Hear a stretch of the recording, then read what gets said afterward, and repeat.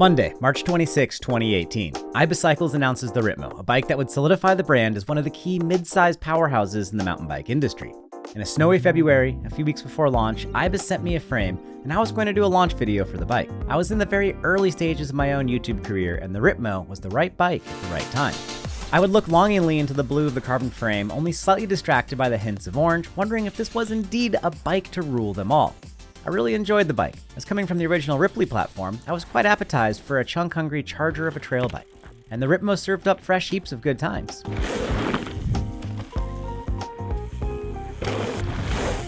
Fast forward 18 months to August 2019, and the next update, the Ripmo AF, arrived. I was immediately a bit more happy with the geometry and suspension updates, but with a freshly broken pelvis, I still had a while to go to push any bicycle to its limits. I want to give a big thanks to my friends over at Jenson USA who sponsored this video and made it all possible. Thank you, Jenson. Jenson's a leading online retailer here in the United States of America for Ibis bikes. They've got a huge inventory of all things Ibis, including the Ripmo, the carbons, the aluminums, all of them. I've got a link in the description below. It takes you over to the Jenson USA website to all the listings for the Ibis Ripmos they currently have in stock. Anything you do purchase from that link will directly help support my channel, and that's been a big part of how I make all these videos happen, so thanks for all of your support. Now, while I've got you, I know many of you do have a Ripmo or two in your own life. You either own one, a friend has one, you've ridden one, whatever. While you're here, why don't you scroll down to the comments and then leave me a note. What do you think about the Ripmo chassis? Do you agree with my assessment? Let us know where you live, what your riding ability level is, and what you think of the Ripmo. And just like with most current bikes, 2019 was about the last time the Ripmo chassis saw a big update. Less than 6 months later, the V2 came out in February 2020, and that brought the same new geometry and more progressive suspension along from the AF over to the carbon chassis. This is more important than it might seem. Up until this point, the Ripmo was seen as a long-legged trail bike, basically a replacement for an overworked Ripley. The 27.5 wheeled Mojo HD4 and further on the HD5, those were the tools for the bigger hits, the enduro and the all-mountain riders. But that final tweak to geometry and suspension in 2020 was the climax the Ripmo was looking for, pushing it into that elusive the one bike segment of the market that everyone thinks they need. Back to the bike.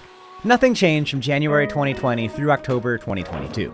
The V2s came about, with the main update being a reshaped rear end complete with a universal derailleur hanger.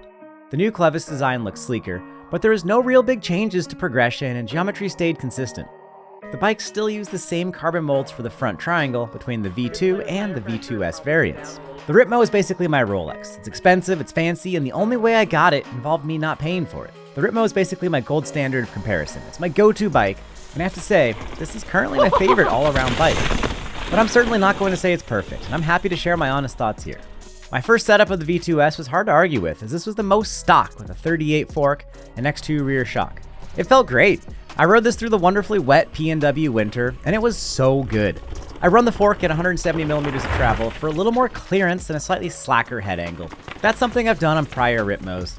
The stock X2 shock needs some more volume reduction for my own personal riding style and for our faster, jumpier trails here where I live. If you're an aggressive rider, especially if you're over 200 pounds, you will likely need to make some suspension adjustments. Before we do anything drastic, start with a simple $20 volume reducer kit, and I'll link to that down in the description down below.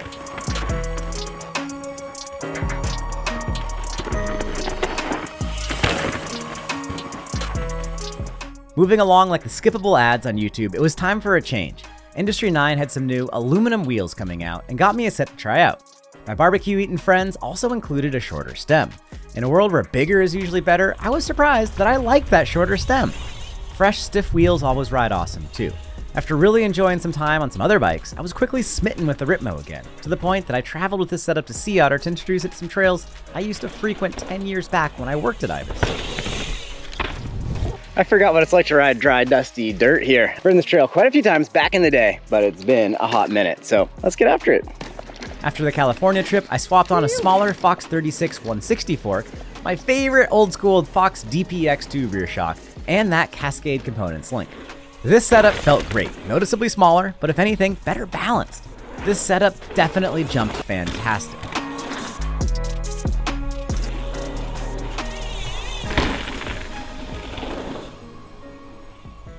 When I first started riding the V2s, it had the stock Float X2 rear shock, which is okay. I had a volume reduction, liked it more. It's a bit more heavily damped than I'd really like. It soaks up more of your energy as you're pushing into the bike. Feels okay with the wheels on the ground riding style. As you're trying to get poppier and more airborne, it's not quite as much what you want to ride.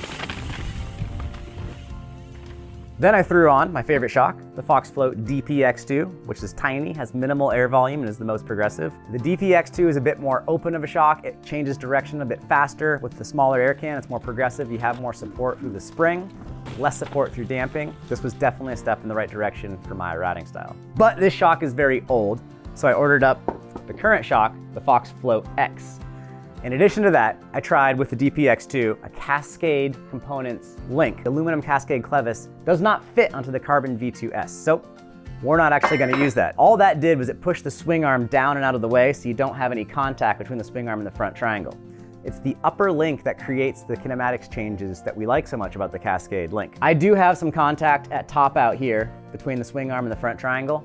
I'm not worried about it. Jimmy at Cascade told me to try it. Don't worry about it. It might scratch your paint. You'll live. I'm living. All good. The Float X is kind of a compromise between the DPX2 and the Float X2. It's not quite as quick to move as the DPX2, but it's newer, it's more reliable, it feels pretty darn smooth, and thus far, I'm really happy with it.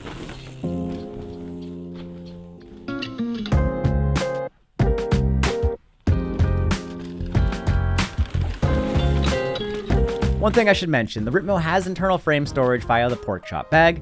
I see these all the time around the trails here, but honestly, I never use any of these internal storage stuff, as I'm juggling about a dozen different bikes. So I just bring my trail tools and a single hydration or hip pack. So what's it like to ride a Ripmo? It's easy. Now, I don't mean to talk disparagingly about the poor bike, as shaming it for being easy to jump, quick to wheelie, and eager to corner are all great traits. But it has some unique characteristics that make it really special. Despite being so easy to handle, it still absorbs those square-edged hits with a ton of efficiency, allowing you to plow through some rough stuff as though you're on a voluptuously higher pivot bike. I've mentioned that other bikes get off the ground easier, and they do, but it's a minor difference, and if you're hyper-fixated on that one trait, the overall feel of the Ripmo generally makes up for that. One could argue that the extra speed you can hold through the chunk on the Ripmo provides more benefit than a slight extra bit of boost ever really could. Ibis always prioritizes pedaling efficiency. In real life, what you're more likely to notice is the riding posture, which is quite upright, thanks to a modern steep seat angle that offsets the rider's weight bias more forward when seated. This is very standard on most modern mountain bikes, and in steeper terrain, it works amazing. It's okay in the flatter stuff, but if you think a Fox 36 or 38 fork is more of an anchor than you really want to deal with, then go for a shorter travel bike like the Ripley AF. Ah yes, the complaints. If any bike were perfect, wouldn't you know by now? The Ripmo is great, but there are a few things I'd like to change. Despite a sub 65-degree head angle and a large wheelbase, Ibis continues with a super low bottom bracket. The rumors are this helps handling. I'm not convinced, as the Pivot Firebird is a 10mm higher bottom bracket and still handles great. At the end of the day, there is still substantial BB drop from the wheel center line, and I'd love to try a couple of different higher bottom bracket heights to see where the difference actually becomes apparent. But that leads me to my next subtle complaint. The bike ride's awesome, but you've got to go to the aftermarket to really adjust and dial it in. Volume reducers will help the rear shock's progression, along with the Cascade link or a smaller volume shock. I do wish the bike had a built-in progression adjustment like Rocky Mountain does with the Ride 9 system, but Ibis has never really done any sort of suspension adjustability.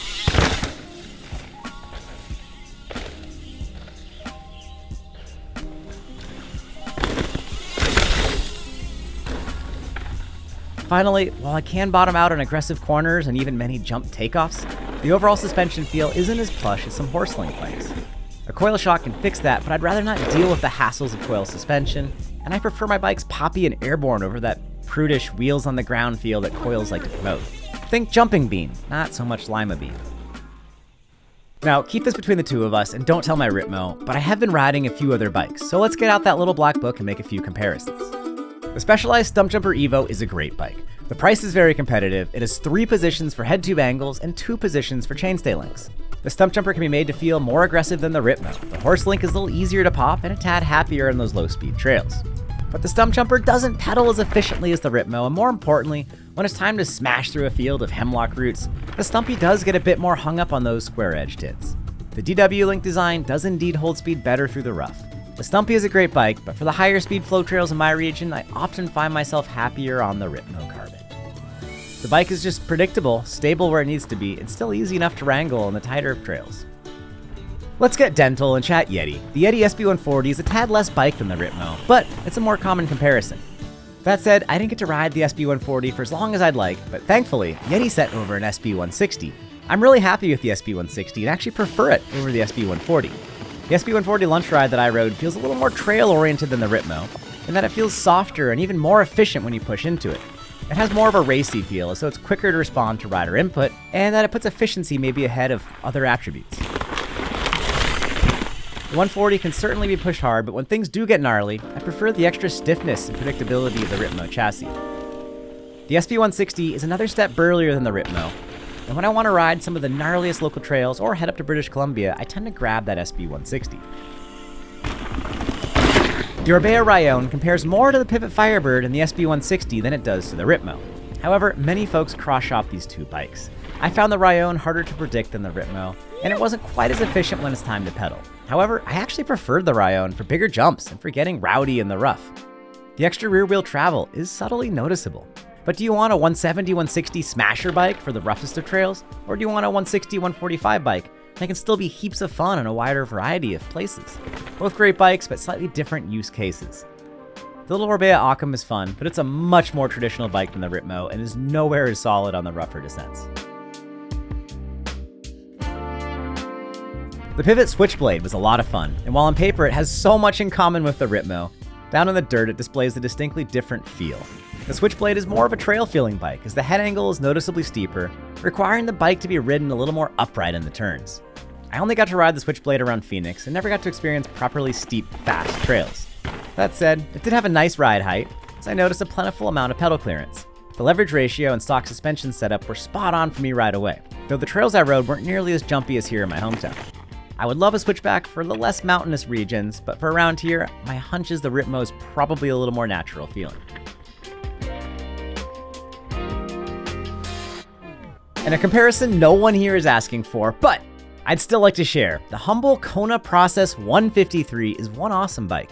Despite the glasses and constant stays at band camp, it packs a heap of fun into a small, affordable package. This is the only bike on the list that I would suggest corners better than the Ripmo. It's also a little more poppy. The overall feel of the 153 is slightly more fun and remains quite playful on the steeper, gnarlier trails. The pedal's great, but not quite as well as the Ibis. But there is a catch. On my size medium, I can only fit a child's water bottle, whereas on the medium Ripmo, I can fit a full-size grown-up bottle. I wish that weren't the case, because I was blown away at how good the Process 153 rides. It is worth noting that I went to a 170mm fork on the Process, same as I did for most of my time on the Ripmo. Ibis nailed it with the Ripmo. There's a reason why this bike is so popular. Long term, the bearings in the upper link need minimal attention, and the bushings on the lower link should last for several seasons. Both of those are easy to swap out should you need to, but in my 15 years of experience riding Ibis bikes, the vast majority of riders who replace bearings are doing it way before they actually need to. Prophylactics do have their place, but in this case, it's not something you need to consider when making a bike decision. All right! Before I depart, I know I never touched on Ripmo AF versus Ripmo Carbon. Well, I finally was able to source a production Ripmo AF and have been putting in some miles on it. As I get some more time on it, I'll post a full video going over my own build, and I'll share more ride impressions than a Pops Air shares their status updates. Over and out, everyone.